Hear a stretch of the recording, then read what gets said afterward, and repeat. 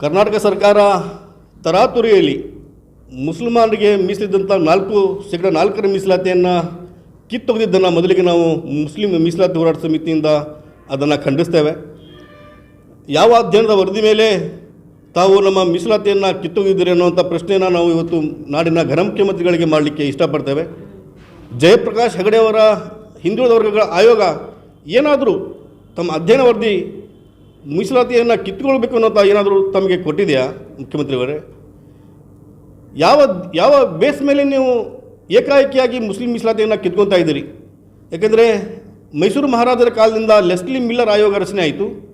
ಅಲ್ಲಿಂದ ಇಲ್ಲಿಯವರೆಗೆ ಹಲವಾರು ಹಿಂದುಳಿದ ವರ್ಗಗಳ ಆಯೋಗಗಳು, ಅದು ಹಾವನೂರು ವರದಿ ಇರ್ಬೋದು, ಚಿನ್ನಪ್ಪರೆಡ್ಡಿ ಆಯೋಗ ಇರ್ಬೋದು, ಡಾಕ್ಟರ್ ನಾಗನಗೌಡ ವರದಿ ಇರ್ಬೋದು, ಇವೆಲ್ಲ ವರದಿಗಳಲ್ಲಿ ಮುಸಲ್ಮಾನರಿಗೆ ಮತ್ತಷ್ಟು ಹೆಚ್ಚು ಮೀಸಲಾತಿಯನ್ನು ಕೊಡಬೇಕೆನ್ನುವಂಥ ವರದಿಯನ್ನು ಕೊಟ್ಟಿದ್ದೇ ಸಹ ನಮಗೆ ಸರ್ಕಾರ ಕೊಟ್ಟಂಥ ಕೇವಲ 4% ಮೀಸಲಾತಿಯಲ್ಲಿ ನಾವು ಬದುಕ್ತಾ ಇದ್ದೀವಿ. ನಮ್ಮಲ್ಲಿ ಶೈಕ್ಷಣಿಕವಾಗಿ, ಆರ್ಥಿಕವಾಗಿ, ಸಾಮಾಜಿಕವಾಗಿ ನಮ್ಮನ್ನು ಕತ್ತರಿಸುವ ಕೆಲಸವನ್ನು ಸರ್ಕಾರ ಮಾಡಿದೆ.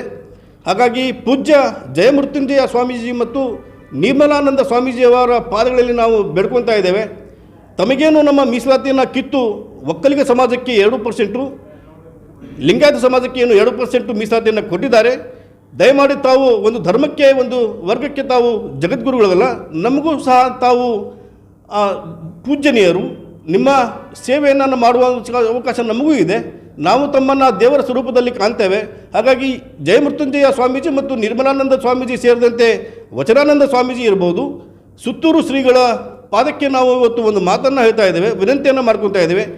ಪೂಜ್ಯರೇ, ದಯವಿಟ್ಟು ತಾವು ನಮ್ಮ ಮೀಸಲಾತಿಯನ್ನು ಕಿತ್ತು ಏನು ತಮಗೆ ಕೊಟ್ಟಿದ್ದಾರೆ ಅದನ್ನು ತಾವು ಅದನ್ನು ತಿರಸ್ಕರಿಸಬೇಕು.